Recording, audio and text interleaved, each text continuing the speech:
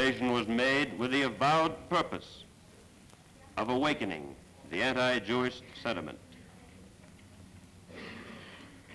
And document 1752 PS, which was introduced this morning by Sir David Maxwell Fyfe as Exhibit GB 159, discloses that Rosenberg had called an anti-Semitic Congress in June 1944, although this Congress was canceled due to military events.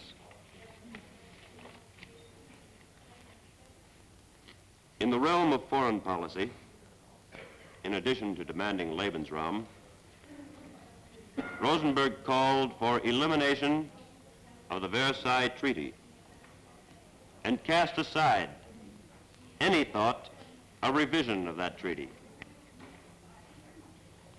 In his book, The Nature, Principles, and Aims of the NSDAP, written by Rosenberg in 1922, he expressed his opinions regarding the Treaty of Versailles. Excerpts from this book are translated in document 2433 PS, and I offer the book as USA Exhibit 596. He stated as follows. What PS number, do you say? I beg your pardon? What's the PS number? 2433, Your Honor. He stated as follows.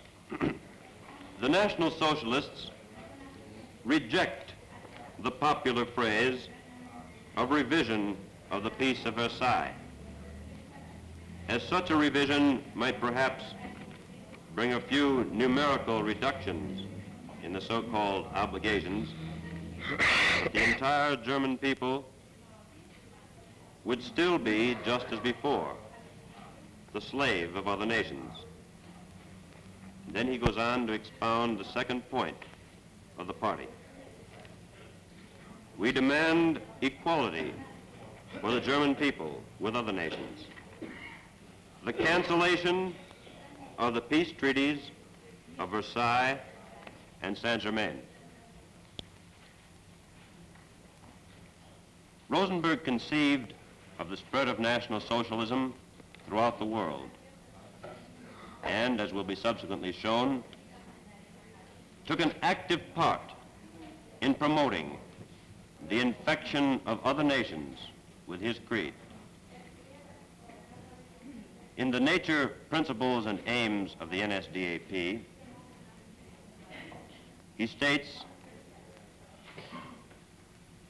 but National Socialism still believes that its principles and ideology, though in individually different suitable ways of fight according to racial national conditions, will be directives far beyond the borders of Germany for the inevitable fights for power in other countries of Europe and America.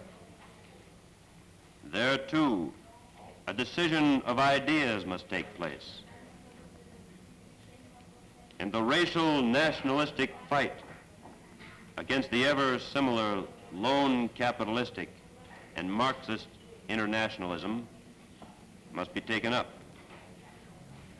National Socialism believes that once the great world battle is concluded, after the defeat to the present epoch, there will be a time when the swastika will be woven into the different banners of the Germanic peoples as the Aryan symbol of rejuvenation.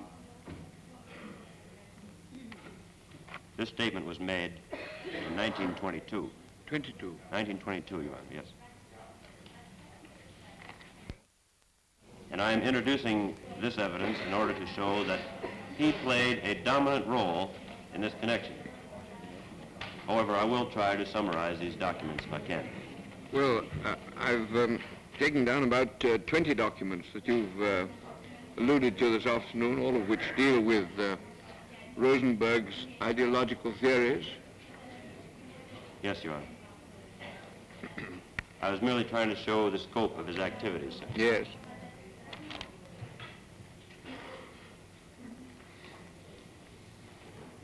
Your Honor, into its library there flowed books, documents, and manuscripts which were looted from virtually every country of occupied Europe. And further evidence on this score will be introduced by the prosecutor for the Republic of France. Your Honors will also recall, and the record shows at pages 1671 to 1687, that it was as ideological delegate that Rosenberg conducted the fabulous art-looting activities of the Einsatzstab Rosenberg, activities which extended to virtually every country occupied by the Germans.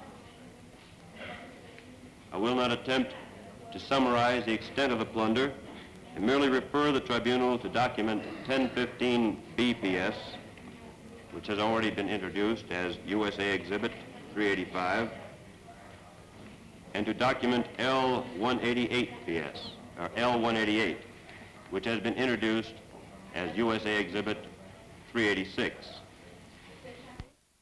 It is signed by Rosenberg. Portions of Annex 1 attached to the report have already been read into evidence as British Exhibit GB 84. The body of the report and Annex 2 have not yet been referred to. As will be seen, the document contains a recital of widespread activities in foreign countries.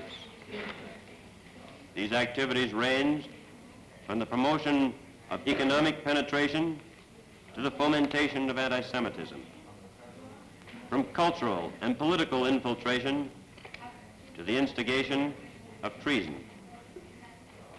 Activities were carried on throughout the world and extended to such widely separated points as the Middle East and Brazil. Much of the APA's achievements were brought about through the subtle exploitation of personal relationships.